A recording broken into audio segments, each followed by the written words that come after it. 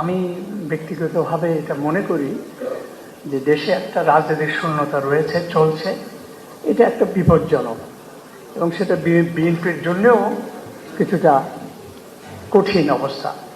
আমি সবসময় ভাবতাম বা এখনো মনে করি যে বিএনপির ভারপ্রাপ্ত চেয়ারম্যানের আরেকটু আগে, বেশ একটু আগে যদি আসতে পারতেন, তাহলে এক্ষেত্রে হয়তো বিএনপি এবং দেশের মধ্যে একটা ভালো সুবিধাজনক অবস্থা তৈরি হতে পারত।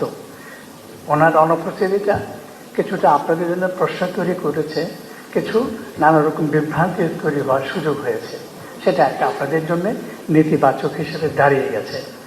আর একই সঙ্গে যদি বলি এই আবার এই একটা বছর বা 15 মাস ধরেও বিএনপির সকল কর্মকাণ্ড নানা স্তরে, নানাভাবে, নানা ক্ষেত্রে যেভাবে হয়েছে, যতটুকু জানি বা যতটুকু জানি না, সেটুকু কিন্তু বিএনপির জন্য খুব ভালো হয়নি। এই দিকটাও নিশ্চয়ই আপনারা জানেন, নিশ্চয়ই এটার জন্য তারেক রহমান জানেন, এবং সেগুলো এখনও সংশোধন করার, ভালো করার সুযোগ সম্ভাবনা আছে। কারণ আপনাদের দলটা অনেক বড়, বৃহৎ, এবং আমি মনে করি এখন পর্যন্ত বিএনপি বাংলাদেশের সর্ববৃহৎ দল, এটা স্বীকৃত। আর আমাদের জরিপ যেটা আমরা করেছি, আমরা এটা বিশ্বাস করি যে জরিপ এটা মোটামুটি সত্যের কাছাকাছি বা মানুষের চিন্তা জগতের কাছাকাছি।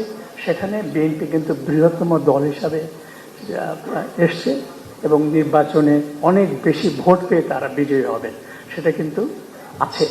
তো আমরা এটা বিশ্বাস করতে চাই, বা এটা হয়তো আমরা এটা ভাবতে পারি যে আপনারা ক্ষমতায় আসছেন। তো ক্ষমতা আসছেন যে দল, সে দলের নেতৃত্ব, সে দলের সকল পর্যায়ের নেতৃত্ব, কর্মী বাহিনীর সকল কর্মকাণ্ডের মধ্যে সেই আজাদ ভাই যেটা বলল যে বিনয়, যেটা আপনাদের সৌজন্যতা, বলবো যে ভদ্রতা, নেতৃত্বে গৌণ ইত্যাদি কার্যক্রমগুলি অনেক বেশি করে প্রতিভাত হওয়া দরকার। আর এই প্রসঙ্গে আসে যে আপনারা যে নির্বাচনী তালিকা প্রার্থিতা করেছেন, এই বিষয়ে কিন্তু মানুষের মধ্যে খুব একটা উৎসাহ প্রবল তেমন না। অনেক ক্ষেত্রে কিছু কিছু জায়গাতে, কোনো জায়গাতে এটা আপনাদের বিবেচনা করার সুযোগ আছে কিনা আমি বলতে পারবো না, কিন্তু এইসব বিষয় হয়তো আপনারা একটু ভেবে দেখতে পারেন। এভাবে যদি আমি দেখি, তাহলে আমি আশা করব এত বড় করে আপনারা সবার ডেকে আমাদেরকে আমন্ত্রণ জানিয়েছেন, খুবই ভালো উদ্যোগ, এবং আমাদের এখানে অনেক ভালো আলোচনা হয়েছে। আর এটা সবচেয়ে ভালো হলো যে এটা কেউ বলতে পারবে না যে বিএনপি পন্থী সাংবাদিকদের সমাবেশ হয়েছে, বা শহীদ ভাই তার পুরনো পছন্দ লোকদের এখানে উপস্থিত করেছেন। শহীদ ভাই করেন নাই, আমি ওনার একটা দীর্ঘ সময় ভক্ত মানুষ হিসেবে বলি যে সবাই যে এখানে উপস্থিত করেছেন, এটা একটা বড় শক্তি, আপনাদের বড় সফলতা। সেটা সালাউদ্দিন আহমেদের বিনয় হোক বা দলের প্রতি আমাদের কিছুটা আস্থা বা সমর্থন বা ভাল লাগা থেকে যেভাবে বলি না কেন, এটাও একটা বড় গুরুত্বপূর্ণ। আজাদ ভাই যেটা বললেন 6 মাস অনেক দূর, যে একটা বৈঠক সাংবাদিকদের সঙ্গে, সম্পাদকদের সঙ্গে, এটা যদি মাসে হলে ভালো হয়, না হলে 3 মাসে হতে পারে। আর এটা আমি দেখেছি যে বিগত সরকারের 15 বছর আমলে শুধু তাদের পছন্দের মতো সম্পাদক সাংবাদিকদের তারা আমন্ত্রণ জানাতেন। কিছু কিছু সংবাদপত্র, আমাদের সংবাদপত্র বলতে গেলে নিষিদ্ধ ছিল। আর শফিকুর রহমান আর মাহমুদুর রহমানের কথা আমি নাই বললাম এখানে, ওনারা তো জেলে ছিলেন একটা সময়, নানাভাবে নিপীড়িত, দেশের ভেতরে দেশের বাইরে একটা ছিলেন তারা। আর আর তার বাইরে যদি আমি যাই, যে আজকে যে অবস্থার পরিবর্তন বা সময়ের কথা যেভাবে আপনারা প্রথম আলো, ডেইলি স্টার বা সংবাদপত্র উপরে হামলা, আক্রমণ নিয়ে বলেছেন, এটা ব্যক্তিগতভাবে আমরা সবাই আপনাদের প্রতি বিশেষভাবে কৃতজ্ঞ। এই সংকটময় সময় আমাদের জন্য যখন একটা বড় দুর্যোগ, তখন আপনারা সবাই দলমত নির্বিশেষে সকল ধরনের পত্রিকা, সকল সাংবাদিক, সকল ইউনিয়ন, সকল আমাদের প্রেস ক্লাব আমাদের সাথে দাঁড়িয়েছে। এটা একটা বড়, আমি মনে করি যে এই প্রকাশটাও আমাদের সংবাদপত্র বা ভবিষ্যৎ সংবাদপত্রের সম্ভাবনা, গণতন্ত্রের সম্ভাবনা নিয়ে খুব ভালো একটা ক্ষেত্র জায়গা তৈরি হয়েছে। এটা রক্ষা করতে পারলে আমাদের জন্য খুব ভালো হবে। আর এই প্রসঙ্গেই নির্বাচন চাই, নির্বাচন হোক সুষ্ঠু। আমি সবসময় এটা বলে এসেছি, এবং আমি সবসময় বলতাম যে যত কিছু হোক না, নির্বাচন হবে। অনেকে সন্দেহ প্রশ্ন করতো, আমি তাদেরকে বলতাম যে আমি কোনো কিছুই সন্দেহ করি না, ভাবি না। কিন্তু এখন আমার মনের মধ্যে একটু মনে মনে প্রশ্ন যাচ্ছে যে সময়টা যাচ্ছে, আগামী দিনগুলি কেমন যাবে, আগামী 2টা মাস কেমন চলবে, বিগত কয়েকদিনের যে ঘটনা তার কি প্রভাব হবে, কতটুকু হবে, এই নির্বাচনটা কতটুকু ভালো হতে পারবে প্রশ্ন আমার মধ্যে জেগেছে। আর নির্বাচন উত্তর সরকার প্রতিষ্ঠা করলে বিএনপি কেমন করতে পারে সংবাদপত্রের সঙ্গে। আমাদের অভিজ্ঞতায় বিগত 50 দশকে আসলে কোনো সরকার আমলে সংবাদপত্র শিল্প নানা কারণে খুব ভালো থাকতে পারেনি, নানা রকম সমস্যার মধ্যে দিয়ে গেছে। তার মধ্যে আমি পার্থক্য করতে চাই বিগত 15-16 বছর বিগত স্বৈরাচারী সরকার আমলে সবচেয়ে বেশি নিপীড়ন, চাপ, ভয়, ভীতির মধ্যে দিয়ে সংবাদপত্রকে যেতে হয়েছে, আমাদেরকেও যেতে হয়েছে। কারো কারো ক্ষেত্রে এটা ভয়ঙ্কর রূপ ধারণ করেছে। আমি আবারও শফিক রহমানের নাম বলবো, তাকে জেলে যেতে হয়েছে মিথ্যা অজুহাতে, মিথ্যা মামলা ভিত্তিতে। এটা বোধহয় আমাদের 50 বছরের ইতিহাসের সামরিক বেসামরিক সরকারের মধ্যেকার সবচেয়ে একটা কঠিন সময় বিগত 15 বছর। এটা শুধু প্রথম আলোর জন্য প্রযোজ্য না, সকল ক্ষেত্রেই প্রযোজ্য। আর কামাল আহমেদ যেটা সর্বশেষ বলে গেলেন যে ডিজিএফআই বা অন্যান্য গোয়েন্দা সংস্থাগুলো যেভাবে সরাসরি হস্তক্ষেপ করেছে রাতের বেলা, দিনের বেলা, সকালবেলা, নানা ক্ষেত্রে নানাভাবে, সেটাও একদম অগ্রহণযোগ্য। আর আমাদের ক্ষেত্রে এটা ছিল পত্রিকা মালিকের নিয়ে নেওয়া, বদলে ফেলা, সম্পাদককে বদল করে দেওয়া, শেয়ার বিক্রি করে দেওয়া। এটা ছিল সর্বশেষ চেষ্টা। যদি জুলাই আগস্টের পরিবর্তন না হতো তাহলে প্রথম আলো এই মালিকানা বা এই সম্পাদক বা এই পরিবেশ অবস্থা থাকতো না। সেদিক থেকে আমরা একটা সরাসরি বড় আকারে কি বলবো, এটা উপকার আমাদের জন্য হয়েছে। ক্ষুদ্রভাবে প্রথম আলোর জন্য আমরা রক্ষা পেয়ে গেছি। এরপরে আমি যদি বলি যে তার মধ্যে বলবো যে 15 বছর বললাম, আর বিএনপি শাসন আমলে খুব স্বস্তিতে ছিলাম তা না। আমি যদি পার্থক্য করি যে সরকারের মধ্যে বিএনপির ক্ষেত্রে অধিকতর স্বস্তি জায়গ ছিল। আমি এখানে একটা ছোট্ট উদাহরণ হাজির করতে চাই যে আসলে এত বিএনপির হাততালি যারা দিয়েছে তারা বিএনপি না ভাই, গণমাধ্যমের কথাটাকে শোনে। সেটা হচ্ছে যে যখন শেখ হাসিনা 2096 সালে ক্ষমতা আসলো, তার কিছুদিন পরে কিন্তু ছাত্রলীগের দৌরাত্ম্য প্রচণ্ড বেড়ে গেল সারা দেশে, সর্বত্র। ঢাকা বিশ্ববিদ্যালয়ে প্রশ্ন আমরা লিখলাম প্রধানমন্ত্রী ছাত্রলীগের সামলা। উনি প্রচণ্ড খেপে গেলেন, প্রকাশ্যে জনসভায় গালমন্দ করলেন, কিন্তু ছাত্রলীগের দৌরাত্ম্য চলতেই থাকলো। পরে লিখলাম প্রধানমন্ত্রী শেখ হাসিনা ছাত্রলীগকে সামলাতে পারলেন না। শেষ বিএনপি জিততে নির্বাচনে 2001 সালে।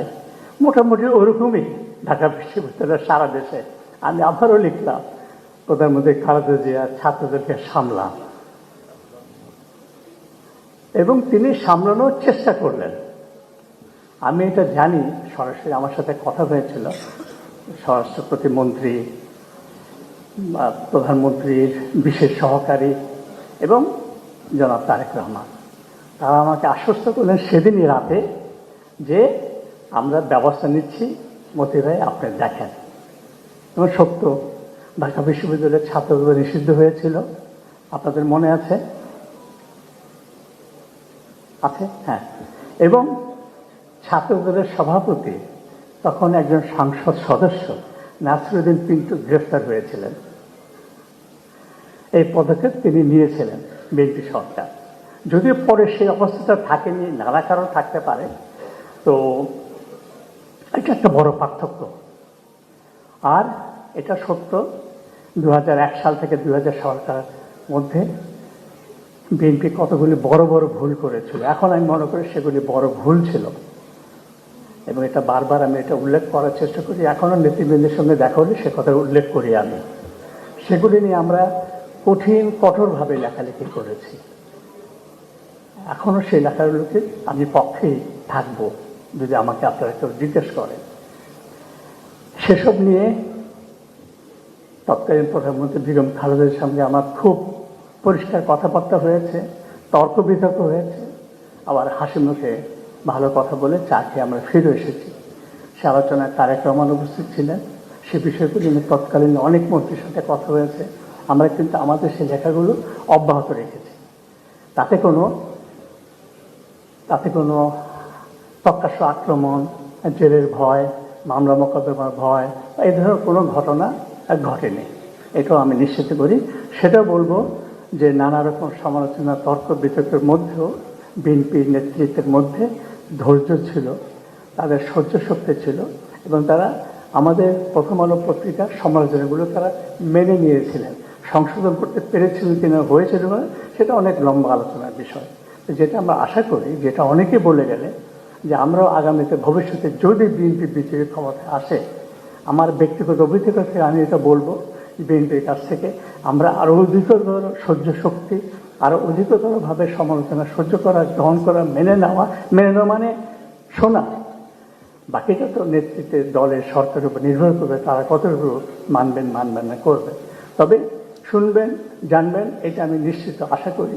কারণ এখনও আমাদের বিএনপি নেতৃত্বের মধ্যে যারা আছেন, মির্জা ফখরুল, সালাউদ্দিন আহমেদ এবং অন্যান্য অনেকে, তাদের সাথে এখন আমাদের যে রকম সৌহার্দ্যপূর্ণ সম্পর্ক, বন্ধুত্বপূর্ণ সম্পর্ক, এটা অব্যাহত থাকবে আমি মনে করি। তবে আগামী দিনগুলো অনেক কঠিন। আগামী যে সরকার আসবেন তাদের জন্য সময়টা হবে আরও কঠিন। আমার মনে হয় বিগত 50 বছরের ইতিহাসের সবচেয়ে একটা কঠিনতম। এখনই অনেকে এই প্রশ্ন তোলেন, বিএনপি কি পারবে? এত জটিলতা, এত কঠিন, এত সমস্যা তৈরি হচ্ছে বিগত 50 বছরে, 20 বছরে, 16 বছরে। এটা কি বিএনপি নেতৃত্ব পারবে কিনা? 3 বছর পারবে, 4 বছর পারবে, কে এমন কথা বলে 2 বছর পারবে। তাহলে কি হবে? তাহলে দেশের আরেকটা ভয়ঙ্কর বিপদের মুখে আমরা পড়ে যাব। আমরা ভয়ঙ্কর একটা যাত্রা হবে, যেখান থেকে আমাদের বের হওয়া কঠিন, যার লক্ষণ ইতিমধ্যে আমরা এখনই দেখতে পাচ্ছি।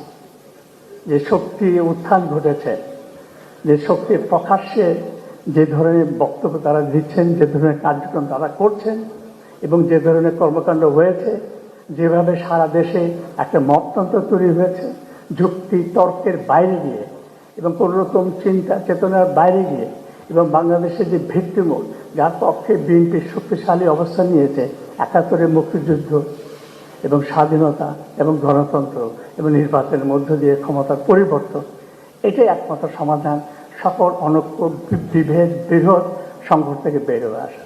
আমি আশা করব বিএনপির সাম্প্রতিক সময়ে যে বক্তব্য, যে অবস্থান, রাজনৈতিক অবস্থান নিয়েছেন, এটা যদি তারা অব্যাহত রাখে, এই নীতিতে, এই অবস্থানে যদি শক্তিশালী থাকেন এবং তারা যদি অগ্রসর হয়ে যান, যদি তারা নির্বাচনে বিজয়ী হয়, সরকার গঠনের পরে অবস্থানে থাকেন, তাহলে আমি মনে করব সেটাই হয়তো আমাদের জন্য নতুন করে আশাবাদ হওয়ার এবং গণতন্ত্র পথের যাত্রার পথের একটা সম্ভাবনা আমরা দেখতে পারবো, যেটা আমরা অনেকটাই হারিয়ে ফেলেছি। আমরা মুখে অনেক স্বপ্নের কথা বলি, অনেক সম্ভাবনার কথা বলি, কিন্তু আসলে যেটা মতিউর রহমান চৌধুরী বলে গেছেন, দেশ বিভক্ত হয়ে গেছে। বিগত 50 বছর ধরে, বিগত 16 বছর ধরে স্বৈরতন্ত্রের আমলে এই বিভক্তিটা আরও বহুভাবে বিভক্ত হয়েছে। এর থেকে বের হয়ে আসা একটা কঠিন সময়। সেখানে শুধু সংবাদপত্রের স্বাধীনতা নিশ্চিত করলে সেটা হয়ে যাবে তেমন তো মোটেই না। এটা যে যিনি সরকার গঠন করবে, যদি বিএনপি সরকার গঠন করে, যদি তারেক রহমানই প্রধানমন্ত্রী হন, তাহলে কিন্তু একটা জাতীয় ঐক্য সমঝোতার পরিবেশ তৈরি করার বিষয়টা সবচেয়ে গুরুত্বপূর্ণ। এত বিরোধ, এত বিভেদ, এত সংকট নিয়ে কোনো দেশ চলতে পারে না, কোনো সমাজ টিকতে পারে না, কোনো সরকার পরিচালনা করা সম্ভব না। সেটা সবচেয়ে বড় দায়িত্ব এবং সেটা করতে গেলে অবশ্যই আপনাকে সমালোচনা শুনতে হবে। সেখানে অবশ্যই সংবাদপত্রের কথাও আপনাদেরকে শুনতে হবে। আমি সংবাদপত্রের পক্ষে একচেটিয়া সব ভালো কথা বলবো না। সংবাদপত্র সবসময় আমরা ভালো করতে পারি সেটা না। আমাদের মধ্যে বিভেদ আছে, বিরোধ আছে, সমস্যা আছে, এবং অনলাইন এবং ডিজিটাল এবং ফেসবুক এবং ইউটিউব ইত্যাদির মধ্যে দিয়ে সারা জগৎ, সারা দুনিয়াতে বাংলাদেশে একদম ছিন্ন ভিন্ন বিভক্ত হয়ে পড়েছে। একটা বিপজ্জনক অবস্থা তৈরি হয়ে গেছে। কোনটা বিশ্বাস করবো নিজেরই বিভ্রান্ত হয়ে যায়। সে জায়গাতে আপনারা সরকার, আপনারা দল যদি সরকার করেন, আপনারা যদি দল, ইতিমধ্যে আপনারা কিন্তু বিরাট আক্রমণের মুখে। সেখানে বিএনপি একটু দুর্বল, বিএনপির প্রতিদ্বন্দ্বী দলগুলি কিন্তু একটু সবল, তারা অতি বিশেষ সক্রিয় এই সোশ্যাল মিডিয়াতে বা ডিজিটাল মিডিয়াতে। তারা কিন্তু আপনাদের চেয়ে বেশি সবল, শক্তিশালী। সেটাও কিন্তু আপনাদের জন্য একটা বড় চ্যালেঞ্জ। এআই একটা চ্যালেঞ্জ। আগামী নির্বাচনে সব কিছুর কিন্তু ব্যবহার হবে। তার প্রতিরোধ করা, তার থেকে নিজেকে রক্ষা করা, এটা একটা বড় চ্যালেঞ্জ।